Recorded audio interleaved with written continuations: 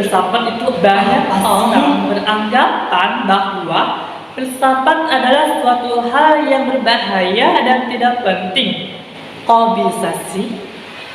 Padahal pada kenyataannya filsafat bukan sesuatu hal yang menakutkan, tetapi karena filsafatlah yang bisa menjadikan kita pemberani dalam mengarungi hidup. Karena filsafat juga bisa membawa pada pemahaman yang lebih layak serta membawa kita kepada tujuan yang jelas kemana kita harus bereksistensi dalam hidup. Nah, filsafat itu kan berperan sebagai pengawas, terus memastikan pendidikan itu sah sebagai ilmu lewat eksistensinya. Terus ia menguji keilmiahan sebagai metode ngajar di kelas biar dia asal-asalan, maksudnya jangan asal ngejelasin kepada murid-muridnya. Dan ia juga menjaga nilainya agar pendidikan tersebut tidak hanya mencetak siswa yang pintar saja, tetapi siswa yang benar.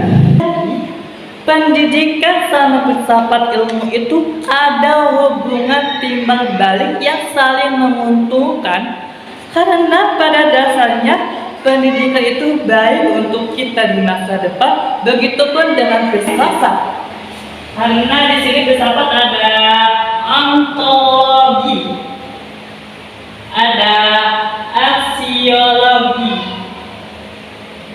dan epistemologi.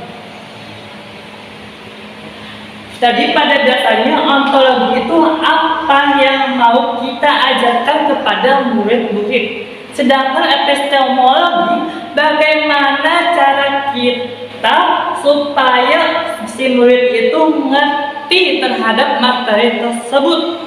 Sedangkan aksiologi aksi nyata atau nilai dari hasil pembelajaran. Karena pada dasarnya ontologi, epistemologi dan aksiologi itu sangat penting, karena kalau tidak, coba bayangkan apa yang akan terjadi di dunia pendidikan, pasti akan semakin hilang arah.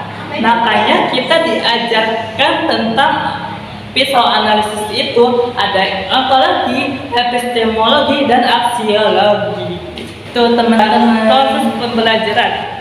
Kalau dulu proses pembelajaran bisa dilakukan dengan metode ceramah, tapi sekarang bisa dilakukan dengan metode diskusi, kerja kelompok, tanya jawab, sehingga semua murid itu bisa andil dalam pembelajaran. Nah, tentang kurikulum, sekarang kan kurikulum itu kan ganti ke kurikulum merdeka ya. Kenapa kurikulum merdeka itu sangat penting bagi pendidikan? Karena tidak hanya satu pelajaran saja yang kita pelajari, tetapi berbagai mata pelajaran kita pelajari supaya kita ngerti dan tahu tentang kemampuan yang kita miliki. Kebijakan. Nah, kalau kebijakan dulu itu kita harus melakukan atau mengejar nilai supaya kita itu ranking 1. Sedangkan zaman sekarang itu kita tidak perlu, karena pada dasarnya manusia atau murid-murid tersebut mempunyai kelebihan dan kekurangannya masing-masing. Semangat, sekian dan terima kasih. Assalamualaikum warahmatullahi wabarakatuh.